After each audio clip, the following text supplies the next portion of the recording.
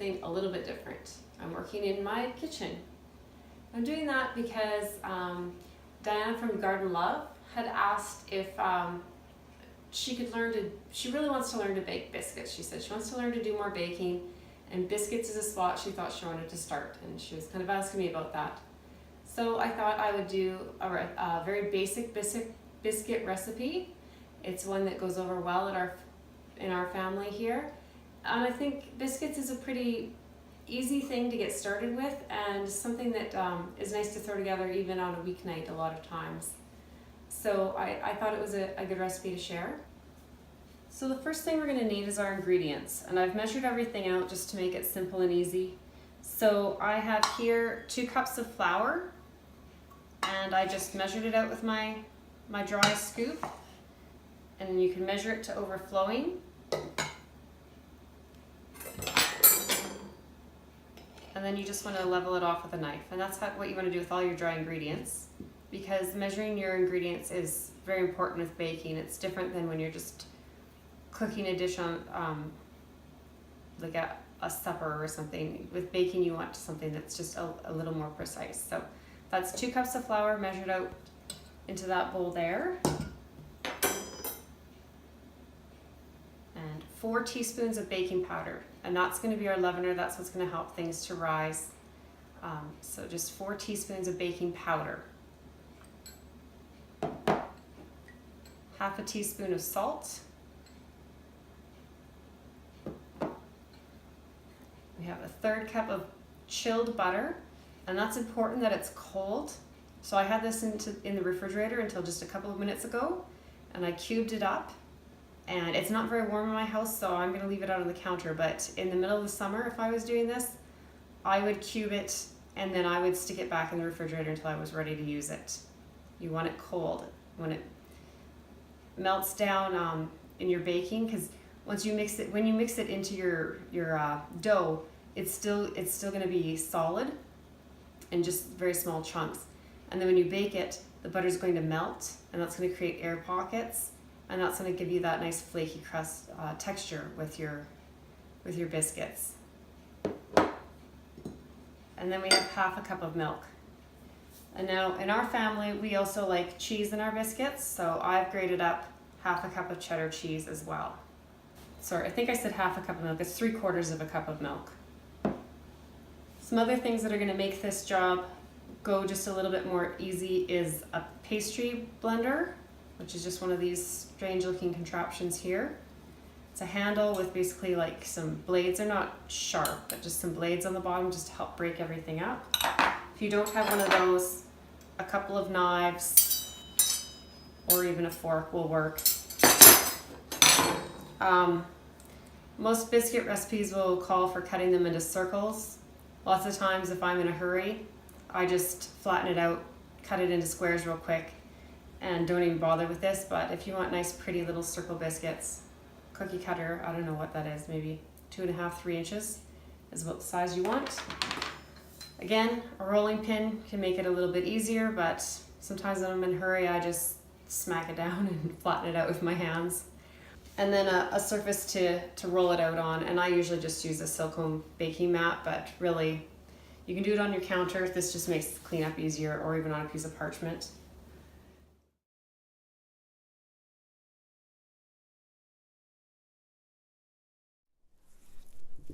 So as with most baking, we're going to start with the dry ingredients. So in goes our flour, our baking powder, our salt, and I like to mix these up, just give them a little stir and incorporate that baking powder and salt in with the flour before I get the cheese going. Cheese, just want to kind of break it up a little bit. Now if you don't care for cheese, or if you just want a plain biscuit, then this part can just be omitted, and all the other ingredients stay the same. So this is just a complete add-on, the cheese, and you can use any flavor of cheese you like. So then you just want to stir the cheese in, and I like to kind of give it a little push with the fork. I feel like it mixes it better with the flour and helps to get it really coated so it doesn't all clump together.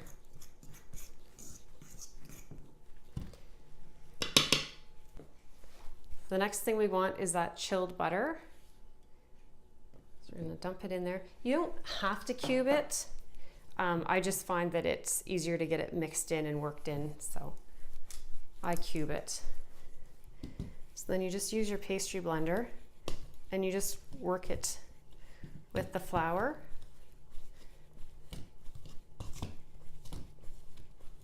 And you're just trying to break the butter down into very small pieces.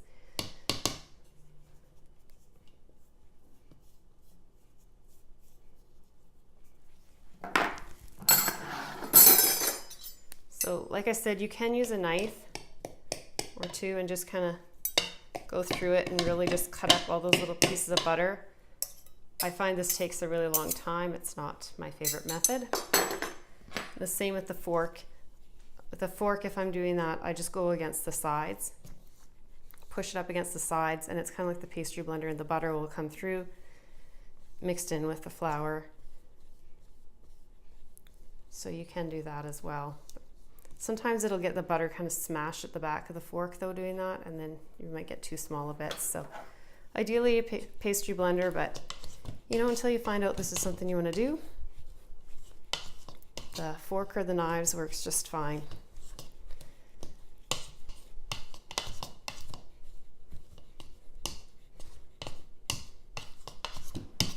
So often you'll see recipes saying that you're working the butter down in something like this to a coarse texture with the flour, or pea-sized pieces. And sometimes we use these terms in baking and we're just, you know, if you bake all the time, you just get to know what they are. But I know from teaching my kids and different people that I know, sometimes those terms don't really mean a whole lot. But this is what you're looking for. You can see there's still chunks, little bits of butter in there. You can see right there, like those are little bits of butter still in there that haven't been totally broken up. And you want those in there, again, like I said, because as they melt when you're baking, they'll just help to make it a nice texture with those air pockets. So that's what you're looking for. So the less you handle this with your hands, the better, just because you don't want to melt the butter, and it's for the same reason. So again, the milk I find is good then, same reason, if it's cold, because you don't want the butter to melt, right? So once you have the dry ingredients all mixed up into that nice texture, you're just gonna take your milk and just mix it in.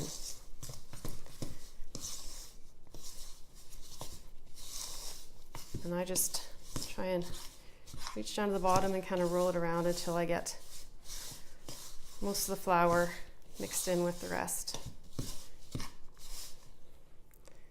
Pretty shaggy, a little sticky, but not bad at this point. So once we've done all that, we're just going to pop it out onto our mat.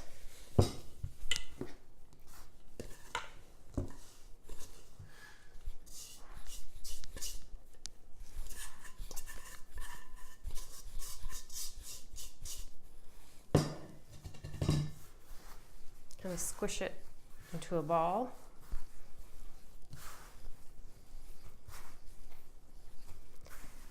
And my recipe says to knead it 10 times. I just kind of try and grab all these little chunks as I go, throw them on there, fold it in half, fold it over, push it, squish it out, fold it the other way, push it. And it feels a bit sticky, but it's not really sticking bad to your hands.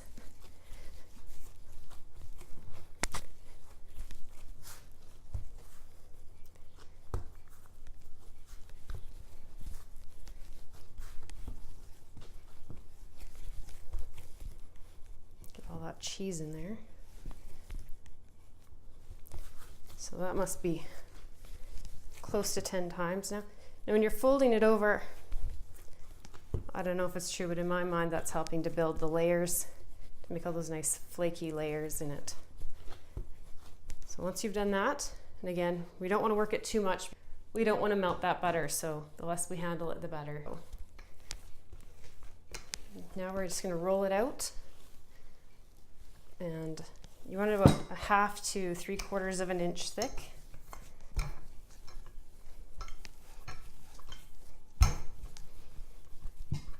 You'll see with this dough, like I didn't flour my surface or anything, but I'm using this silicone mat, and it's a little bit sticky, but I find this dough not too bad. Some doughs you'll want to put a little flour down, but this one's not bad. So I think we're at about 3/4. Maybe we need a little more.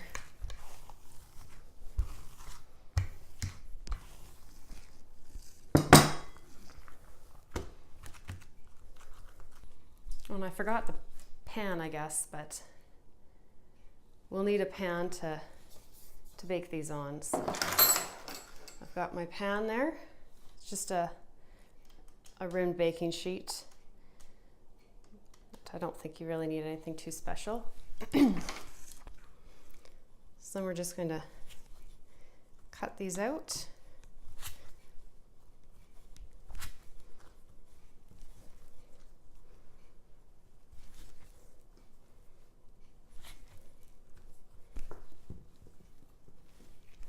Then you just take them, you set them over on your pan. Well, these aren't going to rise up and get huge or anything, so you don't have to worry about a real specific spacing. I just leave some space between them, so they're not touching.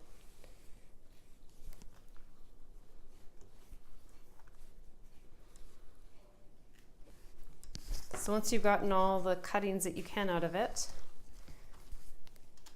dough, then you want to just put it back into a little bit of a ball again. You do this quickly. You don't want to be touching it any more than you need to, and then just roll it out again and start over with cutting them out.